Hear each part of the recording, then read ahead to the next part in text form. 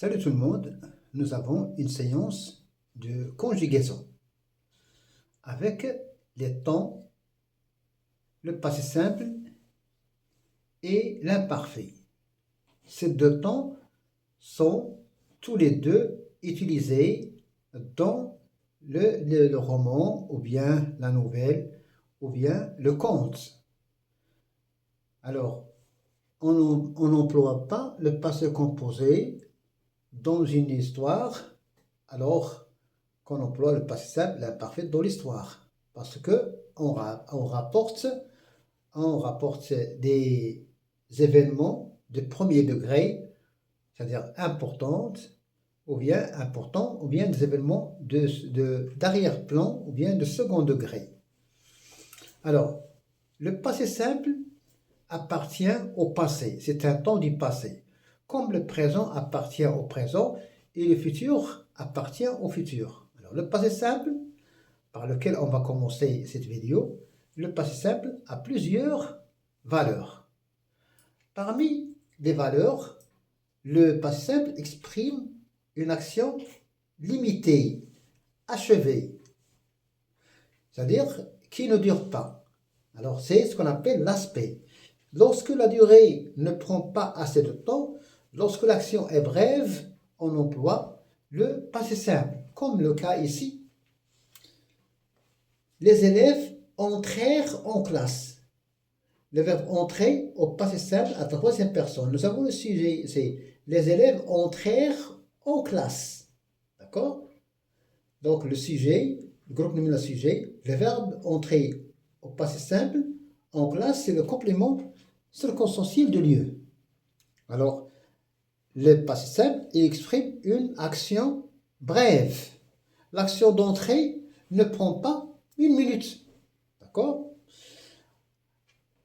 Parfois, le passé simple est utilisé quand l'action est de premier degré, c'est-à-dire une action importante, très valorisante. D'accord? Comme le cas ici, mais il y a, comme ici, le marin ramena le bateau au port. Le marin, البحري عاد الباخرة إلى الميناء. Donc c'est une action de premier degré. Donc c'est une action importante. D'accord? Alors parfois, le passé simple, on a une succession d'actions. On a une suite d'actions. عندنا سلسلة من الأحداث alors qui sont successives l'une après l'autre. Dans ce cas, on peut dire que le passé simple exprime la succession.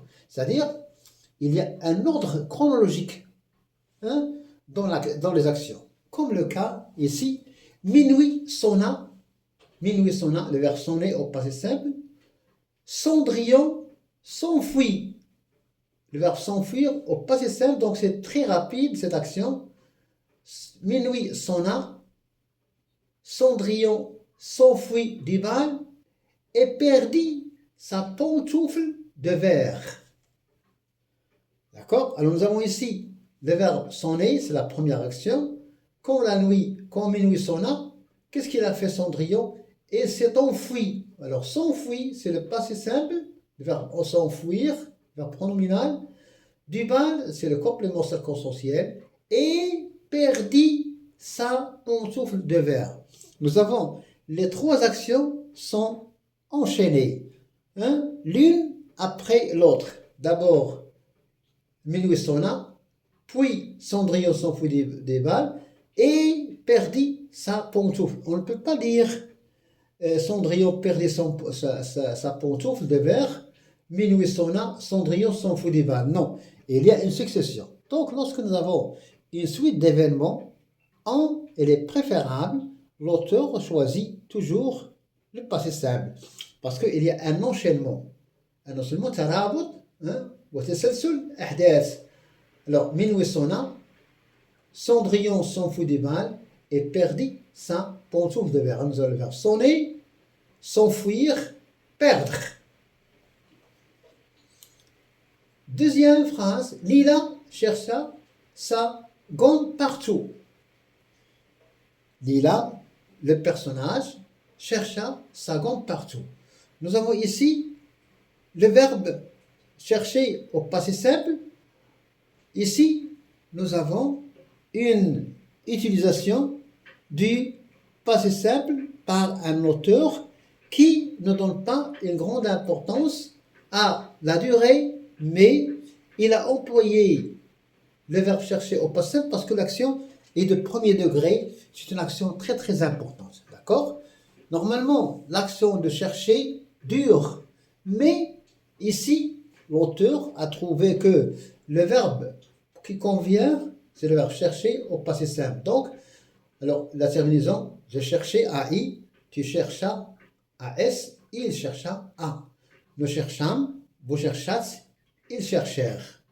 Lila chercha sa gomme partout. Alors, sa gomme, c'est un complément d'objet direct et partout, c'est un adverbe.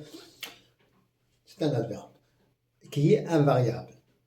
Alors, on voit bien que toujours les événements sont rapportés au passé simple. Parfois, alors, la durée du passé simple, l'action dure elle est courte, ce qu'on appelle l'aspect. Au niveau stylistique, l'action rapportée au passé simple est toujours importante, c'est-à-dire de premier degré. Et aussi, lorsque nous avons une suite d'événements, on utilise le passé simple, comme le cas ici, minuit sonna, puis Cendrillon s'enfuit, dit-il, et encore, bien, puis ensuite, il perdit sa pantoufle. Ici, nous avons une ellipse.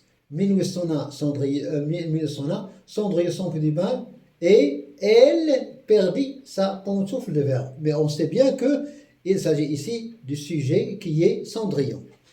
Passons maintenant à l'imparfait. On sait bien que l'imparfait, il a une terminaison particulière. Nous avons à la première personne singulier AIS, AIS, AIT, IONS, IEZ, AIENT.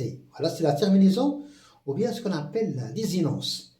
L'imparfait est souvent utilisé dans la description, dans la caractérisation. Pour décrire, l'auteur utilise l'imparfait. Parfois, dès la première phrase d'un roman, ou bien d'une nouvelle, ou bien d'un conte, on emploie l'imparfait, ce qu'on appelle l'imparfait d'ouverture. D'accord? Comme c'est le cas ici, c'était le printemps.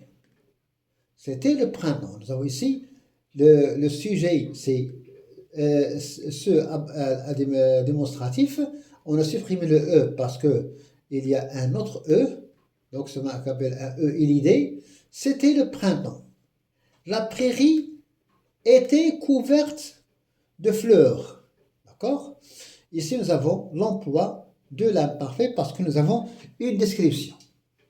Donc, la description est toujours, l'imparfait sert toujours dans la description. Deuxième phrase, Cendrillon portait des vêtements de paysanne. Nous avons la description du lieu. Ici, nous avons la description d'un personnage. Cendrillon portait des vêtements de paysanne. ترتدي Cendrillon ملابس القرويات. D'accord? Ou le bédouiات. Alors, ici, le verbe porter, c'est à la troisième personne du singulier. Parce qu'il y a une description du portrait physique du personnage. Tous les matins, nous allions faire des promenades. Nous avons ici tous les matins, c'est un indicateur de temps. Nous allions, ça exprime l'habitude, nous avons le verbe aller à l'imparfait, et ça exprime la répétition ou bien l'habitude, العادة. Tous les matins, nous allions faire des promenades. كل يوم نذهب nous allions, c'est au passé, nous allions faire des promenades. D'accord? Alors, quatrième et dernière phrase, il pleuvait depuis des jours. Alors, nous avons ici le verbe pleuvoir, un imparfait. Il pleuvait depuis des jours. Nous avons ici une action longue. Une action longue. Il pleuvait, alors ce qu'on appelle l'action indéfinie, ou bien inachevée, ou bien illimitée. Alors, le passé simple, est toujours utilisé dans la narration, alors que l'imparfait, il est parfois utilisé dans la description, comme c'est le cas ici, et parfois aussi dans la narration, comme c'est le cas. D'accord? Ici, nous avons une narration comme ici, la narration. Nous avons ici la description. C'était le printemps, Cendrillon portait des vêtements. Parfois, on ne peut pas savoir la différence entre la narration et la description. Donc, le passé simple et l'imparfait sont tous les deux des temps du roman, ou bien de la nouvelle, ou bien du conte. Ils sont toujours employés dans les romans, mais la plupart des temps, le passé simple, c'est pour raconter, et la description, on utilise l'imparfait. C'est pourquoi on dit l'imparfait est le temps par excellence de la description. Si on veut décrire, on ne va pas utiliser le plus que parfait ni le passé simple, mais l'imparfait. D'accord? Alors, l'imparfait sert à caractériser le lieu, ou bien le personnage, ou bien les événements. C'est pourquoi il est préférable d'utiliser, quand on décrit un lieu, il est préférable d'utiliser l'imparfait. Parfois, si je veux raconter et que l'action est de second degré moins importante, je peux utiliser l'imparfait. Merci.